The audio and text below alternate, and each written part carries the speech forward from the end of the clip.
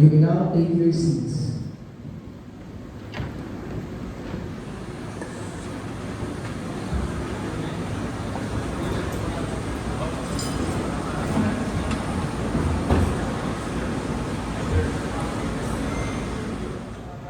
Today, we don't just look back at our milestones, we celebrate the heartbeat of every firefighter.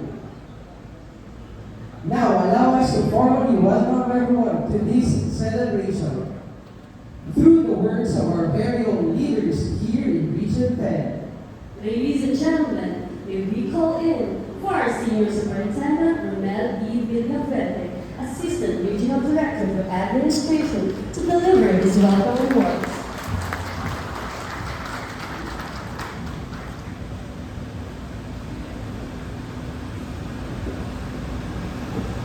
To our guest of honor and speaker, Director Bruce A. Kulov Seso 5, sir, who will be formally introduced later.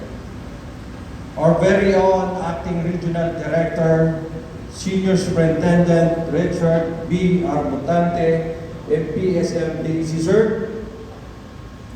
To our Assistant Regional Director for Operation, Senior Superintendent Rex Libor Salvania, sir. To our Regional Chief of Staff, Senior Superintendent Gregorio El Mambu, sir. The representative of Police General Christopher Abrahano. We have here with us Brigadier General, Police General rather, Aaron Mandia, Deputy Regional Director for Administration, sir. The representative of Jail Chief Superintendent Felix Berto Agurin Jr. Jail Senior Superintendent Hill Inobia Jr., the Assistant Regional Director for Administration, the Bureau of Jail Management and Penology. Our awardees, we have here with us the representative of Honorable Governor of the Province of Misamis Occidental, Honorable Governor Henry Waminal, represented by Police Colonel Danilo B. Tumanda, sir. The representative of Honorable Xavier Jesus Romualdo, Honorable Luis Bandosos, the Provincial Board Member, sir. The representative of Honorable Lemuel Merrick Acosta, Engineer Amori Randolph Acosta, City Administrator of Orangata City. The representative of Honorable Melino Guru, Attorney Pepe Gatri Timo, Public Administrator, Honorable J. Vincent Capistrano, Honorable Natalie Dimapuro, Municipal Mayor of Sultanata Dimapuro, sir. Honorable Willie Lim, the Municipal Mayor of Lugay, Misamis Oriental. Honorable Risa Waminal de los Santos, the Municipal Mayor of Clarín. The representative of Honorable Hitame of Tinlay, Gumban, Attorney Lucille Alin of Tinlay, Damasco, Gomez, Municipal Administrator. The representative of Honorable Reynante Salvillion, Kagawad Reynaldo Pulo of Mabilla, Misamis Oriental. Honorable Armand Nido, Barangay Chairman of Matay, Claveria.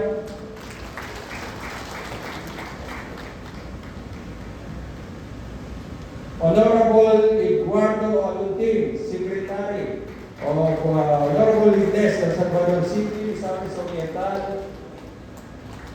Honorable Laisi Blut Padla, Barangay Chairman of Barangay Telituan, Cagayan de Oro City. Engineer Edwin Baday, Philcorp Petroleum Depot. Honorable Saniel Raipon, Barangay Chairman of Magabalan, Cagayan de Oro City, our partner and agency, stakeholders, my fellow public servant, good morning. For the past 35 years, the Bureau of Fire Protection has built a proud legacy of courage, dedication, and service to the Filipino people. Established pursuant to Republic Act No. 6975, otherwise known as the Department of the Interior and Local Government Act of 1990, the Bureau has remained steadfast in its noble mission of protecting lives and properties and serving communities with courage, commitment, and compassion. Today, we gather with immense pride, gratitude, and a renewed sense of purpose to celebrate the 35th anniversary of the Bureau of Fire Protection Region 10 with the theme, Tatlong dekada at 5 taon ng serbisyong tapat at maaasahan, BEP sa bagong Pilipinas. This occasion is not only a celebration of 35 years of dedicated service, but also a meaningful opportunity to recognize and honor the gallant men and women of the Bureau of Fire Protection who have devoted their lives to safeguarding our communities from the devastating effects of destructive fires and other emergencies.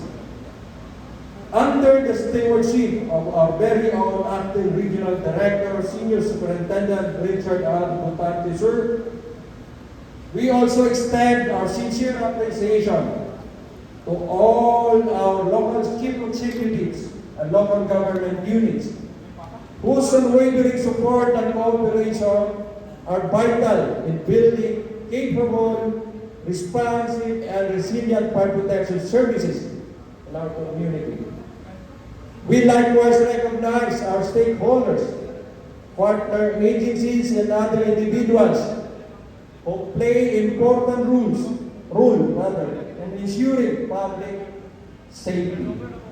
Your invaluable support, cooperation, and continued commitment to fire prevention and safety are truly commendable.